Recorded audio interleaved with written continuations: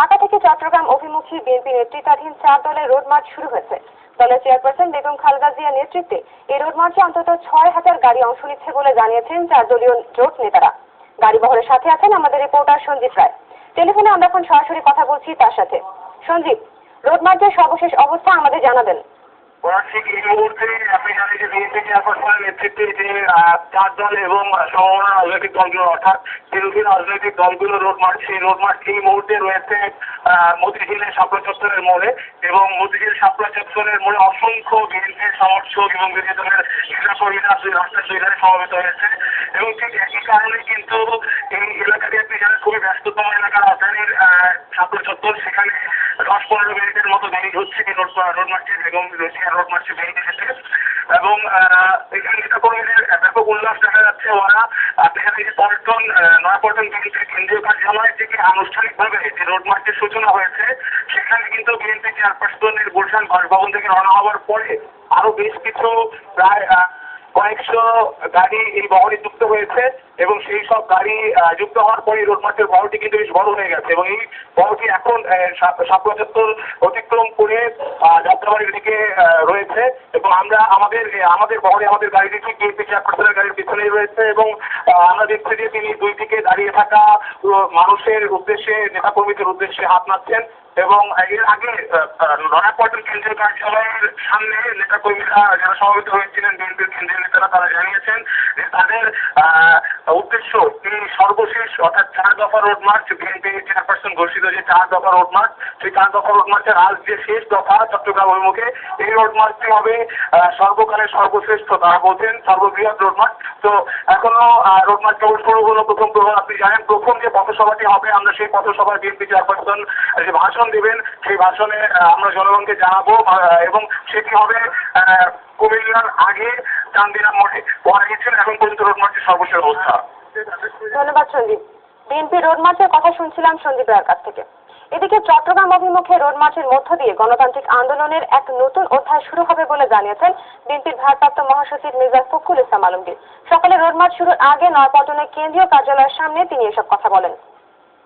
দেশনেত্রী বেগম খালেদা জিয়ার নেতৃত্বে এই দেশ অবশ্যই গণতন্ত্রকে মুক্ত করবে এবং জনগণের সরকার প্রতিষ্ঠা করতে সক্ষম হবে। চিটাগাংয়ের এই রোড মার্চের মধ্য দিয়ে গণতান্ত্রিক আন্দোলনের এক নতুন অধ্যায় শুরু হবে। এদিকে রাজনৈতিক দলগুলো নানা আয়োজনে শীতের মধ্যেও সরগরম হয়ে উঠেছে বন্দরনগরী চট্টগ্রামের রাজনীতির মাঠ। একদিকে প্রধান বিরোধী দল বিএনপির রোড মার্চ, অন্যদিকে যুদ্ধাপরাধীদের দ্রুত বিচার দাবিতে নানা কর্মসূচি নিচ্ছে সরকারি দল আওয়ামী লীগ। কমলদের প্রতিবেদন। দীর্ঘদিন ধরে দলীয় কুন্দর আর নেতাকর্মীদের নিষ্ক্রিয়তায় বন্দরনগরীতে ঝিমিয়ে পড়েছিল বিএনপির রাজনীতি, কিন্তু দুদিনের রোড মার্চ কর্মসূচিতে চাঙ্গা হয়ে উঠেছে দলের নেতাকর্মীরা। অতীতের ভেদাভেদ বলে সবাই উঠে এসেছেন এক মঞ্চে। মানুষ স্বপ্রবৃত্ত হয়ে জনগণ কিভাবে উৎসবমুখর পরিবেশ তাদের বাড়িঘর সাজিয়েছে, তাদের এলাকা সাজিয়েছে একেবারে স্ব-উদ্যোগে। রাজনৈতিক ইতিহাসে, চট্টগ্রামের ইতিহাসে আমার মনে হয় না এটা কোনো সময় হয়েছে। সাধারণ মানুষের যোগদান সবচেয়ে বড় প্রশ্ন। জনগণ আসতে চায়, বেগম খালেদা জিয়ার মুখের থেকে শুনতে চায় যে তারা আর কতদিন দিন বদলের নামে রাতের অন্ধকারে থাকবে। বিএনপির এই কর্মসূচির সাথে যুক্ত হয়েছেন সিটি মেয়র এম মঞ্জুর আলমও। নিজে তদারকি করছেন সোমবারের সমাবেশের সব আয়োজন। মানুষ তো আনন্দ সম্মুখীন অবস্থায় আছে আর আমাদের যা করণীয় দায়িত্ব আমরা পালন করে যাচ্ছি। এদিকে রাজনীতির মাঠ ছাড়তে রাজি নয় ক্ষমতাসীন আওয়ামী লীগের নগরে।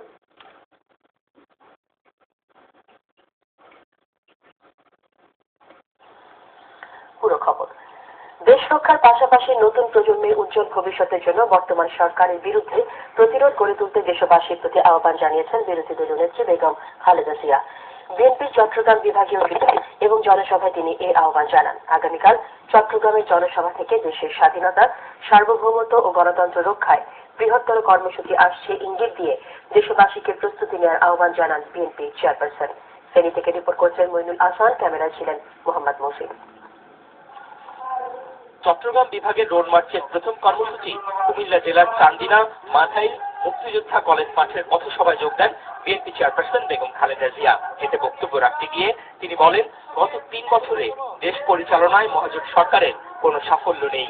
তাদের অপশাসনে মানুষ এখন জর্জরিত। এই সরকার এবং তারপরে লোকজনেরা এই দেশকে ধ্বংস করে দিচ্ছে। এই দেশের উন্নয়ন চূড়ায় দেশের সম্পদ লুটপাট করে, দেশের অর্থনীতি লুটপাট করা, শেয়ার বাজার লুটপাট করা, প্রতিটি ক্ষেত্রে তারা কমিশন নিয়ে আজকে দেশকে প্রায় দেউলিয়া করে ফেলেছে। বেগম জিয়া দাবি করেন তার দল ক্ষমতায় থাকার সময় দেশের ব্যাপক উন্নয়ন হয়েছে।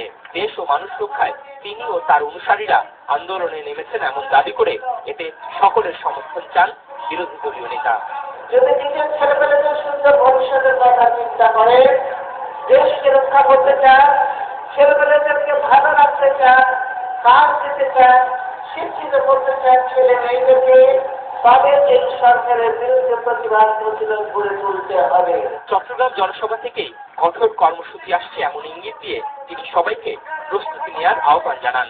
এই সরকার কথা দিয়েছিল যে এই কৃষকের কৃষি উপকরণের মূল্য কম রাখবে এবং বিনামূল্যে সার দেবে, কিন্তু আজকে দেখছি তার সম্পূর্ণ উল্টো।